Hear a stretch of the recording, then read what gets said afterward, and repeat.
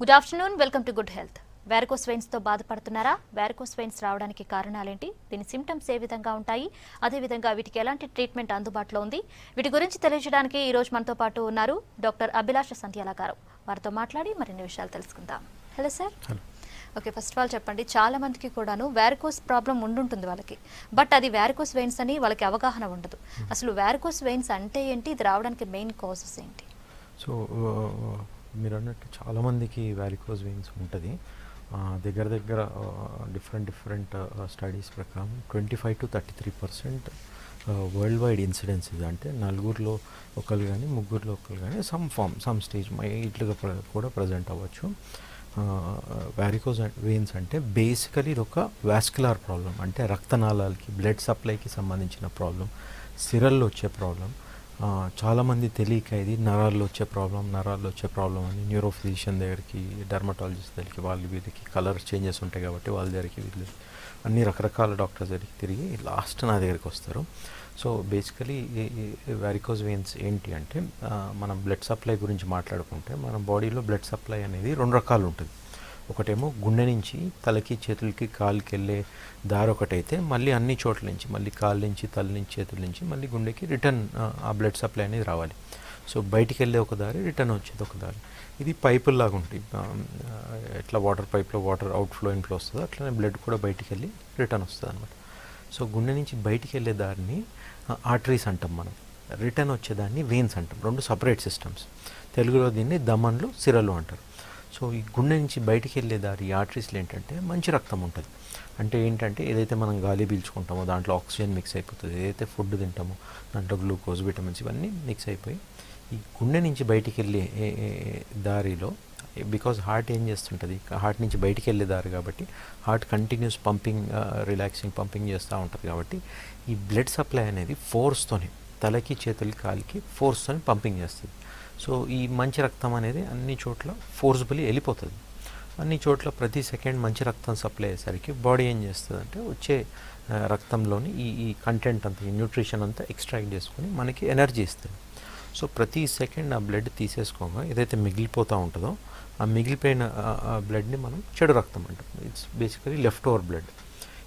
ఈ left over impure blood అనేది ఆ రిటర్న్ వెయిన్స్ ఏదైతే అంటామో, సిరల్ ఏదైతే అంటామో ఆ పైపుల ద్వారా రిటర్న్ హార్ట్కి వచ్చి మళ్ళీ ఊపిరితిత్తుల్లో, లంగ్లో ప్యూరిఫై అయ్యి మళ్ళీ ఆర్టరీస్ ద్వారా, దమన్ల ద్వారా బయటికి వెళ్ళాలి. సో అందుకే దీన్ని బ్లడ్ సర్క్యులేషన్ అంటాం. బ్లడ్ కంటిన్యూస్ సర్క్యులేట్ అవుతూనే ఉంటుంది.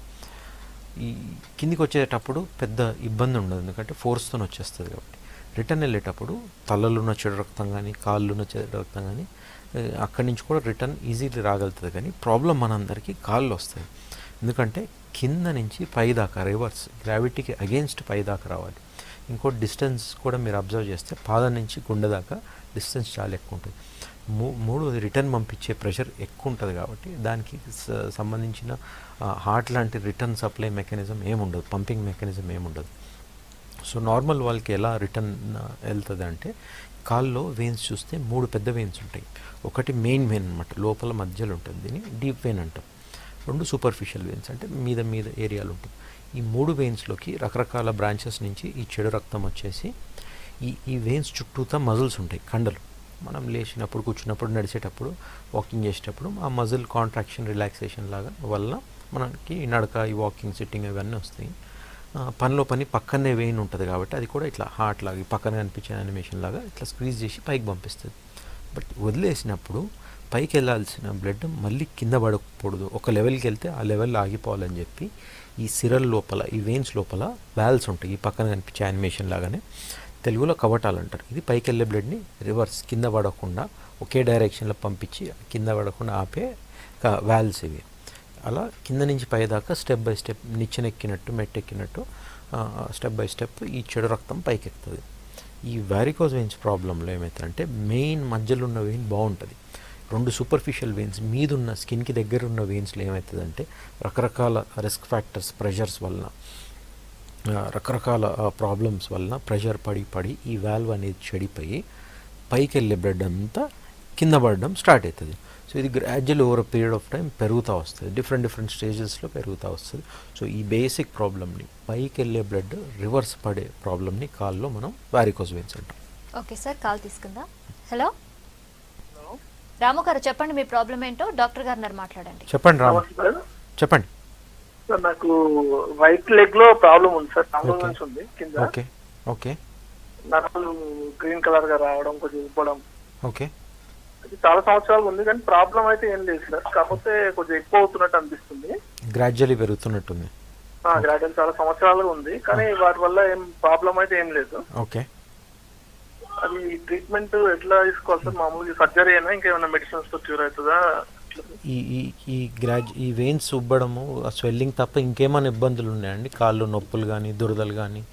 లేవండి, ఇంటిది అయితే ఏం లేవు. జస్ట్ ఆ వెయిన్స్ కనిపిస్తే కాస్త వాపు వస్తుంది వెయిన్స్ అంతే. కనిపిస్తున్నాయి. అండ్ ఇది గ్రాడ్యువల్లీ పెరుగుతుందా ఇయర్స్ నుంచి? అవునండి. ఎన్ని ఇయర్స్ అయి ఉంటుంది ఇప్పటికి?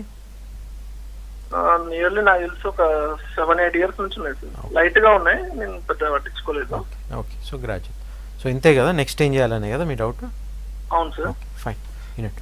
సో వారికోజ్ వెయిన్స్ అనేది మనం 6 స్టేజెస్లో డివైడ్ చేస్తాం. నెక్స్ట్ చెప్తా. కానీ ఇనీషియల్ స్టేజ్లో కొంచెం వెయిన్స్ ఉబ్బుతాయి, సెకండ్ స్టేజ్లో చాలా ఉబ్బి దాని స్టేజెస్ వైజ్ పెరుగుతుంది. సో వారికోజ్ వెయిన్స్ సస్పిషన్స్ ఉన్నవారు, డౌట్ ఉన్నవారు, కొద్ది వెయిన్స్ కనిపిస్తున్నవారు, ఇట్లాంటి సిచ్యువేషన్లో గ్రాడ్యువల్లీ పెరుగుతున్న వాళ్ళు ఫస్ట్ థింగ్ ఏం చేయాలంటే, సిమ్టమ్స్ లేకుండా ఒకసారి దాన్ని ఇన్వెస్టిగేషన్ చేయించుకుంటే ఎప్పటికైనా బెటర్. ఇన్వెస్టిగేషన్స్ అంటే ఒక పెద్ద సిటీ స్కాన్, ఎంఆర్ఐ స్కాన్ అట్లా ఎక్స్పెన్సివ్ టెస్ట్ చేయించుకోవాల్సిన అవసరం లేదు. ఒక సింపుల్ టెస్ట్ ఉంది. దీన్ని లోవర్ లిమ్ వీనస్ డాప్లర్ స్కాన్ అంటారు. ఇది హార్డ్లీ 10-15 మినిట్స్లో అయిపోవాల్సిన స్కాన్. హార్డ్లీ 1-2 అవర్స్లో రిపోర్ట్ కూడా వచ్చేస్తుంది. అండ్ రేడియేషన్ కూడా ఉండదు, నాట్ దట్ ఎక్స్పెన్సివ్. దీంట్లో మనకి వెల్త్ ఆఫ్ ఇన్ఫర్మేషన్ వస్తుంది. ఫస్ట్ ఆఫ్ ఆల్ దీంట్లో ఏం చూస్తాం? వారికోజ్ వెయిన్సా కాదా అని చూస్తాం. రెండోది మిగతా సర్క్యులేషన్ ప్రాబ్లం ఏమైనా ఉందా లేదా చూస్తాం. మూడోది వారికోజ్ వెయిన్స్ ఉందంటే ఏ స్టేజ్లో ఉంది, పేషెంట్ చెప్పే సిమ్టమ్స్ వీళ్ళకి మ్యాచ్ అవుతుంది లేదా, రిపోర్ట్ ప్రకారం డాక్టర్ అసెస్ చేయగలుగుతారు. నాలుగోది వారికోజ్ వెయిన్స్ ఉంటే ఇప్పుడు దీన్ని ట్రీట్మెంట్ చేయగలుగుతామా లేదా. మోస్ట్ ఇంపార్టెంట్ అన్నిటికంటే లోపల ఏదైతే డీప్ వెయిన్ అన్నామో, మెయిన్ వెయిన్, అది సర్క్యులేషన్ బాగుందా లేదా. అది చెడిపోతే ఈ వారికోజ్ వెయిన్స్ ట్రీట్ చేయడం కొద్దిగా కష్టం. సో ఇవన్నీ ఫ్యాక్టర్స్ అంతా మనకి ఆ చిన్న టెస్ట్లో వచ్చేస్తుంది. సో కంపల్సరీ ఈ టెస్ట్ చేయించుకోవాలి అందరూ. క్యాజువల్ మామూలుగా వచ్చి చూపించుకున్నా సరే ఈ స్కాన్ చేయించుకున్నాక మీరు ఏ స్టేజ్లో ఉన్నారో తెలుస్తుంది. దాన్ని బట్టి ఫర్దర్గా దీనికి ఇప్పుడే లేజర్ ట్రీట్మెంట్ అట్లా చేయాలా, లేకుంటే ఇనీషియల్ స్టేజ్ ఉంటే ఇప్పుడే అవసరం లేదా, ఏదైనా సిమ్టమాటిక్ ట్రీట్మెంట్ దానికి జస్ట్ స్టాకింగ్స్ వేసుకొని కొన్ని ట్యాబ్లెట్స్ పెట్టి సర్క్యులేషన్ ఇంప్రూవ్ చేసి కంట్రోల్ చేయొచ్చు. ఇవంతా మనకి ఆ టెస్ట్లో వచ్చేస్తుంది. సో మీరు కంపల్సరీ ఆ స్కాన్ చేయించుకొని ఒకసారి వచ్చి చూపించండి. ఇనీషియల్ స్టేజ్ ఉంటే దానికి రెలవెంట్ ఆ స్టాకింగ్స్ కానీ ట్యాబ్లెట్స్ కానీ రాసి పంపించవచ్చు. ఓకే సార్, నెక్స్ట్ కాల్ తీసుకుందాం. హలో హలో ఆనంద్ గారు, మీ ప్రాబ్లం ఏంటో చెప్పండి, డాక్టర్ గారు ఉన్నారు, మాట్లాడండి. చెప్పండి ఆనంద్. వారికోస్ ఉందండి. కాలు నరాలు నిలబడితే బాగా వాస్తాయి, నొప్పి వేస్తుంది. ఓకే, ఇంకా అదే మీరు అడ్రస్ ఎక్కడ రావాలి, నేను ఎక్కడ కలవాలి?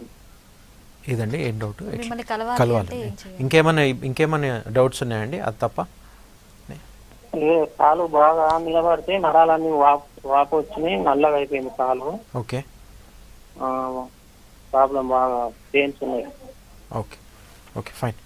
సో నెక్స్ట్ ఏం చేయాలని, సో ఆయన బేసిక్ సిమ్టమ్స్ ఏంటంటే ఎక్కువసేపు నించున్నా మామూలుగా ఉన్నా సరే నొప్పులు వస్తాయి, వాపులు వస్తాయి, నల్లదనం వస్తుంది. ఇది వారికోజ్ వెయిన్సా కాదా, నన్ను ఎట్లా కలవాలని. సో యూజువలీ ఇట్లాంటి symptoms more in favour of varicose veins. Usually varicose general symptoms ఏమంటాయంటే, ఇప్పుడు నేను చెప్పేవి అన్నీ ఒకేలాగా రావాలని రూల్ ఏం లేదు, మిక్స్ అండ్ మ్యాచ్ వస్తాయి. కొంతమంది కొన్ని వస్తాయి, కొంతమంది కొన్ని రావచ్చు. కామన్ సిమ్టమ్స్ వచ్చేసి నొప్పులు వస్తాయి, కాళ్ళలో వాపులు వస్తాయి, దురదలు వస్తాయి, మంటలు వస్తాయి, కాలు కిందికి ఏదో లాగుతున్నట్టు అనిపిస్తుంది వీపు నుంచి పాదం దాకా. కొంతమందికి సూదులతో పొడుస్తున్నట్టు అనిపిస్తుంది. కొంతమందికి రోజంతా పొద్దున పడుకొని లేసరికి చాలా బాగుంటుంది, రోజంతా పనిచేసరికి ఈవినింగ్ టైం కొంచెం అన్యూజువల్లీ ఎక్కువ టయర్డ్గా అనిపిస్తుంది. అది కూడా లెగ్ ఏరియాలో ఎక్కువ అనిపిస్తుంది, లెగ్ టైర్డ్నెస్ అంటారు. కొద్ది శాతం మందికి నైట్ క్రాంప్స్ వస్తాయి, నిద్రలో కాలు పట్టేసినట్టు అనిపిస్తుంది. వాపులు వస్తాయి, చిన్న చిన్న ఎర్ర మచ్చలు, నల్ల మచ్చలు రావచ్చు. అది గ్రాడ్యువల్లీ ప్రోగ్రెస్ అయ్యి స్కిన్ గట్టిగా అయిపోయి హార్డ్ అయిపోయి డిస్కలరేషన్ పెరగచ్చు, ఈవెన్చువల్లీ పుండ్లు పడవచ్చు. ఇది లాస్ట్ స్టేజ్ అనమాట. స్టేజెస్ వైజ్ రావచ్చు, కొంచెం మిక్స్ అండ్ మ్యాచ్ కూడా రావచ్చు. సో ఇవి జనరల్ సిమ్టమ్స్. ఇవి వచ్చినప్పుడు వారికోజ్ వెయిన్స్ అనేవి సస్పెక్ట్ చేయాలి. సెకండ్ థింగ్ ఏం చేయాలంటే, ఒక ఇంటర్వెన్షనల్ రేడియాలజిస్ట్ని కలవాలి. అంటే నాలాంటి డాక్టర్. రేడియాలజిస్ట్ అనగానే వీళ్ళు ఎందుకు ట్రీట్ చేస్తారంటారు. రేడియాలజీలో 2 డివిజన్స్ ఉంటాయి. ఇంటర్వెన్షనల్ రేడియాలజీ ఒకటి, డయాగ్నోస్టిక్ రేడియాలజీ ఒకటి. డయాగ్నోస్టిక్ రేడియాలజీ వాళ్ళు ఈ అల్ట్రాసౌండ్, సిటీ స్కాన్ చేసి దాని బేస్డ్ రిపోర్ట్ ఇస్తారు అంతే. అదే ఇంటర్వెన్షనల్ రేడియాలజిస్ట్ ఏం చేస్తారంటే ఈ వాస్కులర్ ప్రాబ్లమ్స్, కొన్ని నాన్ వాస్కులర్ ప్రాబ్లమ్స్ ఏదున్నా సర్జరీ లేకుండా నాన్ సర్జికల్ మెథడ్, చిన్న పిన్ హోల్ మెథడ్స్ ఏవైతే అంటారు, చిన్న సూది పెట్టేసి ఈ చెడిపోయిన వెయిన్లో కానీ ఆర్టరీలో కానీ దానికి ఉన్న ప్రాబ్లం బట్టి లేజర్ ట్రీట్మెంటో, స్టెంటో లేదా ఎంబలైజేషన్ అట్లా రకరకాల మెథడ్స్తోని నాన్ సర్జికల్ మెథడ్ ద్వారా క్యూర్ చేసే డాక్టర్. సో ఈ వారికోజ్ వెయిన్స్ ఒకటే కాదు, ఏ వాస్కులర్ ప్రాబ్లం ఉన్నా ఒక ఇంటర్వెన్షనల్ రేడియాలజిస్ట్ని కలవాలి. అండ్ నన్ను కలవాలంటే వెనకాల కనిపించే బ్యానర్ కానీ ఇక్కడ కింద కనిపించే బ్యానర్లో ఏదైతే నెంబర్ ఉందో అది కాల్ చేసి అపాయింట్మెంట్ తీసుకొని ఒకసారి వచ్చి కలవండి. ఓకే సార్, నెక్స్ట్ కాల్ తీసుకుందాం. హలో హలో, త్రినాథ్ నాయుడు గారు, చెప్పండి మీ ప్రాబ్లం ఏంటో డాక్టర్ గారు మాట్లాడండి. చెప్పండి. అమ్మా నాకు వాస్కులర్ వెయిన్ ఉంది సార్. Good afternoon. చెప్పండి. కంటిన్యూ. సార్ నా both legs vascular problem sir. Okay. Next DVT and PT sir. Okay sir అప్పుడు నేను 2009లో నాకు ఇది బయటపడింది సార్. ఓకే. 2009లో నాకు ఎవరో గైడెన్స్ ఇస్తే నేను హైదరాబాద్లో నిమ్స్ లో చూపించుకున్నాను సార్. ఇదండి హైదరాబాద్ నిమ్స్ లో చూపించుకున్నాను సార్. ఓకే. ఓకే. అక్కడ నాకు అక్కడ డివిటీ వచ్చిందన్నారా? DVT PTS sir. సెకండ్ ఏమంటే అర్థం కాదు. ఒకసారి చెప్తారా క్లారిటీగా? DVT and PTE sir. PT. Okay. Fine. Okay. Present అప్పటి నుంచి కూడా ఎసిట్రోమన్ వాడుతున్నా సార్. ఎన్ని ఇయర్స్ అయిపోయిందండి? 2009 నుంచి 11 ఇయర్స్. ఓకే. ప్రెసెంట్ స్టిల్ వాడుతున్నాను సార్. ప్రస్తుతం అయితే బోత్ లెగ్ లో ఉంది, సాక్సెస్ వేస్తున్నాను సార్. ఓకే. అదే మనకి అంటే సర్జరీ అయితే ఇంతవరకు ఏం చేయలేదు సార్. సర్జరీగా నేను లేదు సార్, ఓన్లీ మెడిసిన్ వాడుతున్నా సార్. దీనికి ఏమైనా ఫర్దర్ ఏమైనా స్టెప్ ఉంటే తమకు తెలియజేస్తారు. ఈ మధ్య కాలంలో కాలికి ఏమన్నా స్కాన్ కానీ చెస్ట్కి ఏమన్నా స్కాన్ కానీ జరిగిందండి? చేయలేదు సార్. అప్పుడు నిమిషంలో 2010లో చేసిన సార్, తర్వాత చేయలేదు సార్. అప్పటి నుంచి మందులు అట్లనే వాడుతున్నారు. దాని ఏమైనా బ్లడ్ టెస్ట్ చేపిస్తున్నారా రెగ్యులర్గా? పీటీఐఎన్ఆర్ను, హెచ్డీలు ఇవన్నీ చూపిస్తున్నా సార్. రెగ్యులర్ ఎంపీఎం ఇవన్నీ చేస్తున్నా సార్. ఎక్కువ 2 డేస్ అన్ని చేస్తున్నా. మంత్లీ చేపిస్తారా ఈ పీటీఐఎన్ఆర్? అంటే ఇక్కడ మంత్లీ పీటీఐఎన్ఆర్ చేస్తున్నాను sir. 3 months once blood test అన్ని చేస్తున్నాను సార్. ఇప్పుడు నెక్స్ట్ ఏమన్నా దీనికి సర్జరీ ఉందా లేదా అనే కదా మీ డౌట్? అంటే ఇదేమైనా సర్జరీ వల్ల క్యూర్ అవుతుంది? సో ఇతనికి వచ్చిన అప్పుడు 2009లో వచ్చిన ప్రాబ్లం డివిటీ అంటారు. అంటే డీప్ వెయిన్ థ్రాంబోసిస్, అంటే మెయిన్ వెయిన్ గడ్డగట్టడం. అండ్ పీటీ పల్మనరీ థ్రోంబోఎంబోలిజం, అంటే ఆ క్లాట్ ఏదైతే వచ్చిందో డీప్ వెయిన్లో అది బ్రేక్ అయ్యి ఆ వెయిన్ క్రాస్ చేసి ట్రావెల్ చేసి పొట్ట క్రాస్ చేసి హార్ట్ క్రాస్ చేసి లంగ్కి వెళ్ళి అక్కడ క్లాట్ లాడ్జ్ అవ్వడం అనమాట. కింద డిస్లాడ్జ్ అయ్యి పైన లంగ్లో లాడ్జ్ అవ్వడం. సో మేజర్ బ్లాకేజ్ వచ్చినట్టు ఆ టైంలో ఇది ఒక మేజర్ ప్రాబ్లము. వారికోజ్ వెయిన్స్ అంటే సూపర్ఫిషియల్ వెయిన్స్, అంటే మీద వచ్చే వెయిన్స్లో పైకి వెళ్ళాల్సిన సర్క్యులేషన్ రివర్స్లో పడడం. సో దాన్ని వారికోజ్ వెయిన్స్ అంటారు. డివిటీ అంటే లోపల మెయిన్ వెయిన్ గడ్డగట్టడం. 2 వీనస్ సిస్టమ్, ఈ బ్లడ్ సప్లైకి సంబంధించిన సిస్టంలోనే వస్తుంది కానీ 2 వేరే చోట వస్తుంది. 2 కనెక్టెడే ఉంటుంది కానీ టోటలీ డిఫరెంట్ ప్రాబ్లమ్స్ అనమాట. ఒకటి బ్లడ్ రివర్స్లో పడడం. సో ఆ వారికోజ్ వెయిన్స్ ఆ బ్లడ్ రివర్స్లో పడడానికి మనం లేజర్ ట్రీట్మెంట్ చేసి మనమే క్లోజ్ చేస్తాం. ఈ డివిటీ అనేది మెయిన్ వెయినే క్లాట్ అవుతుంది. సో మెయిన్ వెయిన్ క్లాట్ అయినప్పుడు ఒక ఫస్ట్ 14 daysలో మనకి ఆప్షన్స్ ఉంటాయన్నమాట. దాంట్లో చిన్న సూది పెట్టి కొన్ని క్యాథెటర్స్ పంపించి ఈ క్లాట్ని అంతా క్లీన్ చేసి ఇంజెక్షన్స్ పెట్టి మొత్తం క్లీన్ చేసి క్లాట్ని తీసే అవకాశం ఉంటుంది. ఇది ఫస్ట్ 14 daysలో. ఆ 2009లో చెప్తున్నాను.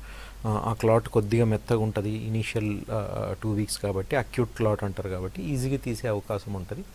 అండ్ ఇందాక చెప్పినట్టు ఆ క్లాట్ ఆ మెయిన్ వెయిన్ దాటి ఆ లంగ్కి వెళ్ళకుండా ఐవీసీ ఫిల్టర్ అని ఒకటి లోపల వేస్తామన్నమాట. అది ఆ టైంలో ఉండే ఆప్షన్ ఇది. అది దాటిపోయారు కాబట్టి 14 days దాటిపోయారు, ఆ 2 weeks దాటిపోయి ఆల్మోస్ట్ 11 years కాబట్టి ఇది క్రానిక్ కేస్ కింద వస్తుంది. అంటే ఆ క్లాట్ కంప్లీట్గా గడ్డగట్టేసి ఉంటుంది. బట్ గుడ్ థింగ్ ఏంటంటే మీరు దానికి సంబంధించిన రక్తం పల్చ చేసే ట్యాబ్లెట్స్ వాడుతున్నారు కాబట్టి ఇది చాలా మటుకు కంట్రోల్ అయి ఉంటుంది. అయితే మీకు ప్రస్తుతానికి సర్జికల్ ఆప్షన్ ఏమీ ఉండదు, ఏం చేయించుకోకూడదు కూడా. బట్ రెగ్యులర్లీ స్కాన్ అయితే చేయించుకోండి. ఈ మంత్స్ ఇయర్స్ వాడేసరికి చాలా మటుకు క్లాట్ కరిగిపోయి ఉండాలి. కరిగిపోయి ఉంటే ఆ ట్యాబ్లెట్స్ ఆపే అవకాశం ఉంటుంది. సో ఒకసారి Doppler scan and breathing difficulty ఏమైనా ఉంటే దానికి సంబంధించిన సిటీ చెస్ట్ స్కాన్ కూడా చేయించుకోండి. దాన్ని బట్టి మీకు మందులు అలానే కంటిన్యూ చేయాలా డిస్కంటిన్యూ చేయాలా డిసైడ్ చేయొచ్చు. ఓకే సార్, నెక్స్ట్ కాల్ తీసుకుందా. హలో మేడం చెప్పండి. సైద్ రెడ్డి గారు చెప్పండి మీ ప్రాబ్లం ఏంటో. చెప్పండి రెడ్డి గారు. సార్ నాకు స్కిన్ ప్రాబ్లం ఉంటే డాక్టర్ దగ్గర చూపించుకున్నాను. ఓకే, వెరికస్ వెయిన్ అని చెప్పారు సార్. ఒక 2 months అవుతుంది. కాల్లో డిస్కలరేషన్ వచ్చిందండి? కాల్లో కలర్ చేంజెస్ వచ్చాయా? కొంచెము రెడ్ గా వచ్చింది రోగం ఒకటి. ఓకే, కొంచెం లావుగా ఉబ్బినట్టుగా ఉన్నాయి. ఓకే. అయితే అది సర్జరీ చేసుకోవాలని లోకల్లో మిర్యాల కూడా స్కిన్ డాక్టర్ చెప్పారు సార్. ఓకే, అలా కాకుండా మెడిసిన్ తోటి ఏమైనా క్యూర్ అయ్యే అవకాశాలు ఉన్నాయా? అక్కడ ఏమన్నా వాళ్ళు స్కాన్ ఏమైనా చేయించారండి? Doppler scan? సో ఓన్లీ మీకు ఇబ్బంది ఏంటి? ఓన్లీ కాలు కలర్ చేంజెస్ రావడం అదొక్కటేనా, ఇంకేమైనా ఉన్నాయా? దురదలు కానీ మంటలు? చేయలేదు, దురద వస్తుంది, మచ్చలు ఉన్నాయి, నరం ఒకటి లైట్ గా ఉబ్బింది. నొప్పులు కానీ మంటలు కానీ ఇంకేమైనా ఉంటాయా? లైట్ గా ఎలర్జీ దురద అనిపిస్తుంది కానీ మంట ఏం లేదు సార్. ఇంకేమైనా ఇబ్బందులు ఉన్నాయా? ఇంతేనా? ఏం లేదు సార్, అదే మెడిసిన్ తో క్యూర్ అవుతుందా? ఫైన్, వినండి. సో వారికోస్ వెయిన్స్ అనే ప్రాబ్లం ఏదైతే ఉందో మనం 6 స్టేజెస్లో క్లాసిఫై చేసుకుంటాము. ఇనీషియల్ ఫస్ట్ స్టేజ్ వచ్చేసినప్పుడు just spider veins and reticular veins stage అంటాము. అప్పుడు చిన్న వెయిన్స్ ఉంటాయి. దీనికి పెద్ద ట్రీట్మెంట్ చేయాల్సిన అవసరం లేదు, టాబ్లెట్ స్టాకింగ్స్ వాడితే సరిపోతుంది. సెకండ్ స్టేజ్ నుంచి 6th స్టేజ్ వరకు అది క్రానిక్ ప్రోగ్రెసివ్ డిజీజ్, అంటే మెల్లిగా స్లోగా పెరిగే డిజీజ్, పెరుగుతూనే ఉంటుంది, ఆగే ఛాన్సెస్ చాలా తక్కువ. ఇది మన ఏ స్టేజ్లో ఉందో కనుక్కోవాలంటే ఫస్ట్ నేను చెప్తున్నట్టు కంపల్సరీ ఆ డాప్లర్ స్కాన్ చేయించుకోవాలి. డాప్లర్ స్కాన్లో మీరు చెప్పే సిమ్టమ్స్ ఏదైతే ఉందో, ఇచ్చింగ్ కానీ బ్లాకిష్ డిస్కలరేషన్ కానీ ఆ వెయిన్స్ ఉబ్బడం కానీ in favour of varicose veins. But ఆ స్టేజింగ్ మనకి ఈ డాప్లర్ స్కాన్లో వస్తే సెకండ్ స్టేజ్ దాటితే మాత్రం ట్రీట్మెంట్ చేయడమే బెటర్. జస్ట్ ప్రతి ఒక్క డిజీజ్ మందులతో కంట్రోల్ అవుతుందని ఏమి ఉండదు. చాలా మటుకు ఎస్పెషల్లీ వారికోస్ వెయిన్స్లో యూజువల్లీ ట్రీట్మెంట్ అవసరం పడవచ్చు, బట్ అది డాప్లర్ స్కాన్ డిసైడ్ చేస్తుంది. సో సెకండ్ స్టేజ్ దాటారనుకోండి సర్జరీ చేయించుకునే అవసరం లేదు, కానీ లేజర్ ట్రీట్మెంట్ అనే ఆప్షన్ ఉంటుంది. లేజర్ అంటే అదేదో పెద్ద సర్జరీ లాగా ఏం కాదు, ఇట్స్ నాన్ సర్జికల్ మెథడ్. దీంట్లో చాలా సింపుల్గా ఉంటుంది. ఇట్లా సర్జరీ లాగా మేజర్ ఇన్వెస్టిగేషన్స్ చేయించి చాలా రోజులు హాస్పిటల్లో పెట్టి చాలా రోజులు బెడ్ రెస్ట్ తీసుకోవాల్సిన అవసరం ఏమి ఉండదు. సింపుల్గా ఉంటుంది. చిన్న రిలవెంట్ స్కాన్స్ బ్లడ్ టెస్ట్లు అవన్నీ చేయించేసి డే కేర్లో అడ్మిట్ చేసి పేషెంట్ని చేసే కాలంతా క్లీన్ చేసేసి ఆ చెడిపోయిన వెయిన్ ఏదైతే ఉంటుందో ఒకసారి స్కాన్లో చూసుకొని జస్ట్ ఆ కాలు వరకు అనస్థీషియా చేస్తాం. రీజనల్ అనస్థీషియా అంటారు. అంటే ఆ కాలు ఒకటే మొద్దు బారుతుంది. మొద్దు బారినాక పాదం పైన పక్కన కనిపించే వీడియోలాగా చిన్న సూది పెట్టి ఆ స్కాన్ మెషిన్లో చూసుకుంటూ గైడెన్స్ ద్వారా, అల్ట్రాసౌండ్ గైడెన్స్ ద్వారా కరెక్ట్ ఆ వెయిన్లోకి వెళ్తున్నామో లేదో చూసుకొని చిన్న సూది పెట్టి దాని లోపల నుంచి ఈ లేజర్ వైర్ అనేది పంపిస్తాం, లేజర్ క్యాథెటర్. కింద నుంచి ఆ వెయిన్ ఎంత కోర్స్ ఉందో ఆ లెంత్ అంతా పైదాకా పంపించి మళ్ళీ ఆ లేజర్ ప్రోబ్ చుట్టూతా మళ్ళీ మత్తిస్తాం సెకండ్ టైం. దీన్ని ట్యూమిసెంట్ అనస్థీషియా అంటాం. దీనివల్ల ఏంటంటే మనం చేసే లేజర్ మీకు తెలియకూడదని, అప్పుడు కరెక్ట్ పొజిషన్లో ఉన్నప్పుడు అప్పుడు లేజర్ మెషిన్ ఆన్ చేసి ఒక ఫిక్స్డ్ డోస్తో ఒక ఫిక్స్డ్ ఎనర్జీతో గ్రాడ్యువల్లీ ఆ ప్రోబ్ని పుల్ బ్యాక్ చేస్తాం, అంటే గ్రాడ్యువల్లీ బయటికి తీసేస్తాం. సో బేసిక్ గోల్ ఏంటంటే పైనుంచి కింద దాకా ఒక లేజర్ ఎనర్జీ ఈ చెడిపోయిన వెయిన్కి తగిలేసరికి ఈ పైప్ లాగా ఉన్న వెయిన్ ఇట్లా కంప్లీట్గా క్లాట్ అయిపోయి గడ్డగట్టేసి క్లోజ్ అయిపోతుంది. సో రివర్స్ సర్క్యులేషన్ పడే బదులు కంప్లీట్లీ క్లోజ్ చేసేస్తే అట్లీస్ట్ దాంట్లో వచ్చే కొమ్మలన్నా డైవర్ట్ అయిపోయి లోపల ఉన్న మెయిన్ వెయిన్ నుంచి చెడు రక్తం అనేది పైకి వెళ్ళిపోవాలి. సో ఇది బేసిక్ గోల్. లేజర్కి వచ్చే అడ్వాంటేజ్ సో మెనీ అనమాట. ఒకటేమో first and most important thing, ఇది ఒక నాన్ సర్జికల్ మెథడ్. చాలామంది పేషెంట్ భయపడేది దీనికే, సర్జరీ చేయించుకోవాలా సర్జరీగా అని. ఇది సర్జరీ కాదు, ఇట్స్ నాన్ సర్జికల్ ఇంటర్వెన్షన్. 20-30 మినిట్స్లో అయిపోయే ప్రొసీజర్. పొద్దున్న రావాలి, సాయంత్రం వెళ్ళిపోవాలి. సెకండ్ థింగ్, నెక్స్ట్ డే నుంచి బెడ్ రెస్ట్ అనేదే ఉండదు, అసలు ఏం జరగనట్టే ఉంటుంది. చాలామంది వచ్చి అసలు సర్జరీ చేస్తారా, మాకు ఎక్కడ కనిపించట్లేదు అంటారు. చిన్న సూది పెట్టి చేస్తాం, అది తీసేస్తాం కాబట్టి కొద్ది రోజుల్లో మానిపోతుంది. So because of that bed rest కూడా అవసరం ఉండదు. నెక్స్ట్ డేకి నుంచి పని చేసుకోవాలి. యాక్చువల్లీ సేమ్ డే పని చేసుకోవాలి, నుంచి వర్క్ చేసుకోవచ్చు. కానీ ఈ రావడం పోవడం, అడ్మిషన్, డిశ్చార్జ్ అంతా టైం పడుతుంది కాబట్టి నెక్స్ట్ డే అంటాం. Third and most important thing success rate. Different studies ప్రకారం 97 to 98.1% దాకా సక్సెస్ రేట్ ఉంటుంది. అంటే 100 మందికి చేస్తే దాంట్లో 2కో 3కో మళ్ళీ వచ్చే అవకాశం ఉంటుంది. కానీ మిగతా 97-98 మందికి బాగా రిజల్ట్ వచ్చే అవకాశం ఉంటుంది. అండ్ 4వది ఇది సర్జరీ కాదు కాబట్టి అంత రిస్కే ఉండదు. ఏ ప్రొసీజర్ చేసినా it involves little bit of risk. దీంట్లో రిస్క్ ఫ్యాక్టర్ చాలా తగ్గిపోతుంది. సో ఇవన్నీ advantage of laser over surgery. So మీరు అసలు భయపడాల్సిన అవసరం లేదు. క్యాజువల్ వచ్చి చూపించుకొని ఇన్వెస్టిగేషన్ చేయించుకొని దానికి అవసరం ఉంటే చేయించుకొని కంప్లీట్గా క్యూర్ వచ్చే అవకాశం చాలా ఎక్కువ ఉంటుంది. ఓకే సార్, నెక్స్ట్ కాల్ తీసుకుందాం. హలో హలో శాంతకుమార్ గారు, చెప్పండి మీ ప్రాబ్లం ఏంటో. డాక్టర్ గారు ఉన్నారు, మాట్లాడండి. చెప్పండి. మేడం, ఇది నాది రైట్ కాలు ఈ వెరికోవెన్స్ కొంచెం సార్ ఉప్పినట్లు, అంటే బయటికి కనబడుతున్నాయి ఉప్పినట్లు. ఓకే. తర్వాత ఇంతకు ముందు నేను చూయించుకున్నాను ఉస్మానియా హాస్పిటల్, అంత నార్మల్ అని చెప్పారు. ఎన్ని రోజుల క్రితం అండి అది? 10 years అయింది సార్ అప్పుడు. ఓకే. అయితే ఇప్పుడు ప్రాబ్లం ఏంటంటే కింద కొంచెం నల్లగైంది కాలుకు. తర్వాత అరికాళ్ళు మండుతున్నాయి సార్, నాకు అరికాళ్ళు. ఓకే. ఇంకా అరికాళ్ళు మండుతున్నాయి. మరి షుగర్ టెస్ట్లు అన్ని చేయించిన నిన్ననే, ఓకే, అన్ని నార్మల్ వచ్చినాయి. ఓకే, నార్మల్ వచ్చినాయి. అయితే దీని విషయంలో మరి నేను ఏం చేయాలని మీ దగ్గరికి మీకు కలవాలనుకుంటున్నాను. మీ ఫోన్ నంబర్స్ కూడా రాసి పెట్టుకున్నా. నేను మీ దగ్గరికి రావాలంటే ఏ దినం రావాలా, ఎట్లా? Okay, fine. సో ఎనీవేస్ మీరు నంబర్ అవన్నీ స్టోర్ చేసుకున్నారు కాబట్టి కాల్ చేసి రండి. కాల్ చేస్తే మా వాళ్ళు ఎప్పుడు రావాలో అది గైడెన్స్ ఇస్తారు. సెకండ్ థింగ్, మీ విషయం మీరు చెప్పే symptoms more in favour of varicose veins. ఆ నల్లదనం కానీ ఆ వెయిన్స్ కనిపించడం కానీ. కాకపోతే ఓన్లీ థింగ్ 10 years బ్యాక్ చూపించుకున్నారు కాబట్టి అప్పుడు జరిగిన టెస్ట్లు అంత రిలవెంట్ ఉండదు. దీనికి ఇందాక నేను చెప్తూ వస్తున్నట్టు ఆ చిన్న టెస్ట్ చేయించుకోవాలి, లోవర్ లిమ్ వీనస్ డాప్లర్ స్కాన్. ఇది గుర్తుపెట్టుకోండి, ఎప్పుడన్నా లేటెస్ట్ ఉండాలి. చాలామంది ఈ స్కాన్ చేయించుకున్నా అంటారు, చూపించేసరికి అది పాత రిపోర్ట్ ఉంటుంది, 3-4 years బ్యాక్ ఉంటుంది. ఈరోజు కండిషన్ తెలవాలంటే లేటెస్ట్గానే ఇన్వెస్టిగేషన్ ఉండాలి. కాకపోతే ఒక 2 months లోపు ఉంటే ఎక్కడ చేయించుకున్నా పర్లేదు. సో మీరు ఒకసారి కాల్ చేసి వచ్చి కన్సల్ట్ అవ్వండి. నేను చూసి అవసరం ఉంటే స్కాన్ చేస్తాను. లేటెస్ట్ స్కాన్ బట్టి మీకు నిజంగా ట్రీట్మెంట్ అవసరమా లేదా డిసైడ్ చేయొచ్చు. ఓకే సార్, అసలు ఈ వారికోస్ వెయిన్స్ అనేది ఎవరిలో ఎక్కువగా వచ్చే ఛాన్సెస్ ఉన్నాయి?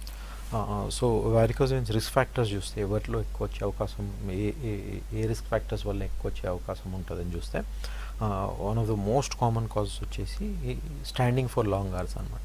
అంటే ఎవరైతే ఎన్నో ఏళ్ల తరబడి ఎక్కువసేపు నించొని పని చేస్తారో, ఎవరి జాబ్స్ అయితే which involve standing for long hours, like చాలామంది నా దగ్గర కిరాణా స్టోర్ ఓనర్స్ వస్తారు, ట్రాఫిక్ పోలీస్ చాలామంది వస్తారు, టీచర్స్ వస్తారు. So any profession which involve standing for long hours over a period of many years, 1-2 days 1-2 months వల్ల పెద్ద ఎఫెక్ట్ కాదు. కానీ over a period of long time ఆ వెయిన్ మీద ప్రెషర్ పడి ఈ వాల్వ్ అనేది డ్యామేజ్ అయ్యి రిఫ్లక్స్ స్టార్ట్ అయ్యి ఈ వారికోజ్ వెయిన్స్ ప్రజెంట్ అయ్యే అవకాశం ఉంటుంది. ఎప్పటి నుంచి చెప్తూ వస్తున్నట్టు ఈ కపుల్ ఆఫ్ ఇయర్స్ నుంచి ఈ సిట్టింగ్ ప్రొఫెషన్, ఈ ఐటీ వాళ్ళకు కూడా బాగా చూస్తున్నాము. Because they also have a sedentary life style, అంత యాక్టివ్ ఎక్సర్సైజెస్ చేయరు కాబట్టి ఇది మెయిన్ రిస్క్ ఫ్యాక్టర్. రెండో రిస్క్ ఫ్యాక్టర్ వచ్చేసి ఫ్యామిలీ హిస్టరీ అనమాట. అంటే జెనెటిక్ ఫ్యాక్టర్, మన పేరెంట్స్కో, గ్రాండ్ పేరెంట్స్కో, అంకుల్స్కో, ఆంట్స్కో ఉంటే మనకు కూడా వచ్చే అవకాశం ఎక్కువ ఉంటుంది. బయట ఫ్యామిలీ వాళ్ళతో చూస్తే రావాలని కంపల్సరీ రూల్ ఏం రాదు, కానీ రిస్క్ ఫ్యాక్టర్ పెరుగుతుంది అనమాట, వచ్చే అవకాశాలు ఎక్కువ ఉంటాయి, ఛాన్సెస్ ఎక్కువ ఉంటాయి. మూడోది in general male female incidence చూస్తే స్లైట్లీ ఫీమేల్కి ఎక్కువ వచ్చే అవకాశం ఉంటుంది. 55% ఫీమేల్స్ అంటే 45% మేల్స్. ఒక్క కారణం ఎందుకు అయి ఉండొచ్చు ఇది అంటే ప్రెగ్నెన్సీ అనమాట.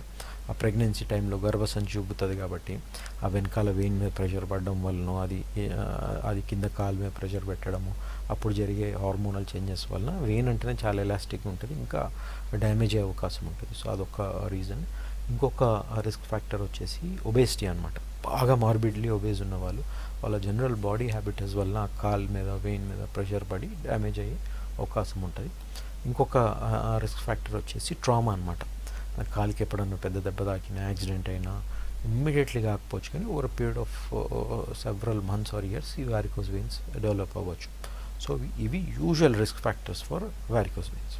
ఓకే సార్, మీరు చెప్పారు వంశపారపర్యంగా వచ్చే ఛాన్స్ కూడా ఉందని. ఒకవేళ ఫ్యామిలీలో ఎవరికైనా ఉంటే ఆ పిల్లలు ఎలాంటి జాగ్రత్తలు తీసుకోవాలి? సో ఫ్యామిలీ హిస్టరీ ఉండి చాలా మందికి ఉంటాయి.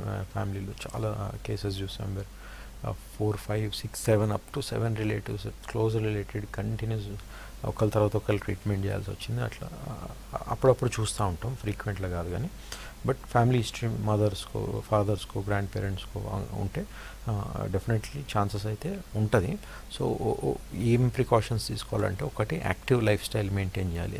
ఎంత బిజీ ఉన్నా సరే at least half an hour, 1 hour of some sort of exercise. ఏదో ఒకటే ఎక్సర్సైజ్ చేయాలని రూల్ ఏం లేదు. Anything which is possible, weight walking, jogging, gym కానీ, స్విమ్మింగ్ కానీ, ఎనీ టైప్స్, యోగా కానీ. Yoga is also known to be very good for improving circulation. So ఇట్లా any type of active exercises చేసి active life style maintain చేయాలి.